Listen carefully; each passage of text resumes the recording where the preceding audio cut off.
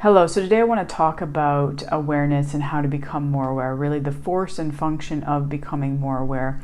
If you've watched some of my past videos, you definitely know that I'm a big proponent on self-awareness and the importance of it. It really kind of governs, everything else. We need to be aware to be able to make shifts, to be able to implement the right tool or technique in the right moment in order to be able to effectively, place ourselves and our mind in the right place, focusing on the right thing, so that we're able to perform, kind of up to our potential. But we want to really look at how do we end up doing this. And this obviously, is a journey and takes time. We're always changing, always developing, always growing. So this one in particular, is definitely that self-awareness is an ongoing journey, an ongoing thing. And we always have to be looking for and really, investigating and being committed to, understanding ourselves and how we are in a particular, phase of our life, a particular time of our life, and make any adjustments as we obviously change and as we become more aware of ourselves.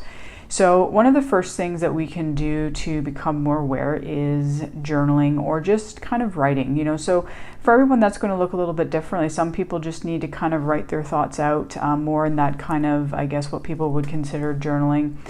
For some of the athletes that I work with, it's not so much journaling, it's more of writing out, what is the concern that they have, what is the thought that they have, or something of that nature, and then how can they make a plan to, deal with that concern or that worry if it does arise in a particular moment.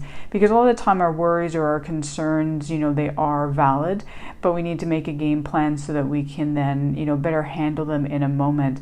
And obviously through this process of writing in various forms, we kind of help to, get those thoughts out of our own mind, get a little different perspective, maybe a little bit more objectivity as we kind of write them out, look at them, see what really is more important than other things, or things sometimes seem less important as we start to write it out and think about it in a different way.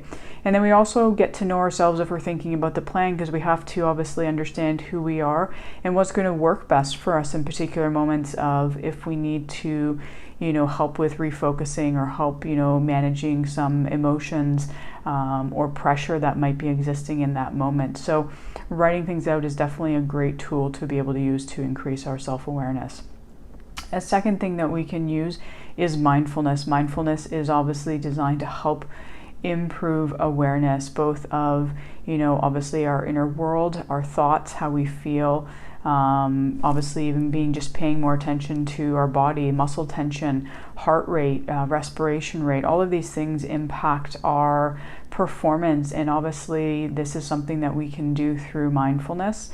There's a lot of different various forms of mindfulness. Meditation is a form of mindfulness, but not all mindfulness is meditation. So again, there's usually going to be a form of mindfulness that might work for you, whether that is meditation or something else. But becoming more aware of our inner world is a huge part of being able to obviously then be more aware and self-aware of what goes on within ourselves, and then how we're able to navigate those things that are obviously there within us, and help us to, start to move in a direction that we might like to move into in terms of, being able to manage certain things in a better way.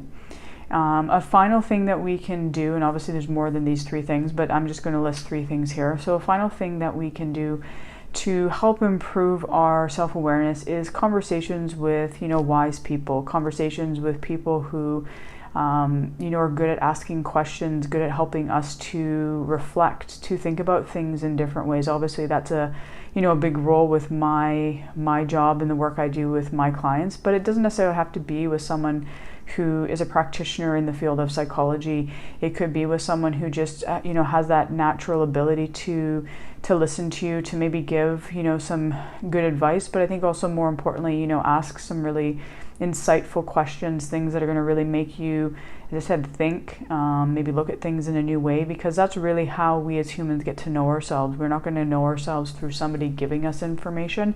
It's really more so in terms of us needing to do that reflection, to think about things and to process things, and that itself, just that process of answering a question that somebody has asked us, can really help to create some more insight. And this happens a lot of the time when I'm working with my athletes, is when I'm asked them a question and they're talking through their response to my question, just the fact that they're having to try and formulate a response, they start to see things differently. And I hear them comment all the time that as they're talking, they're seeing things in a new way, in a way they hadn't before. And so that obviously can help with our self-awareness as well.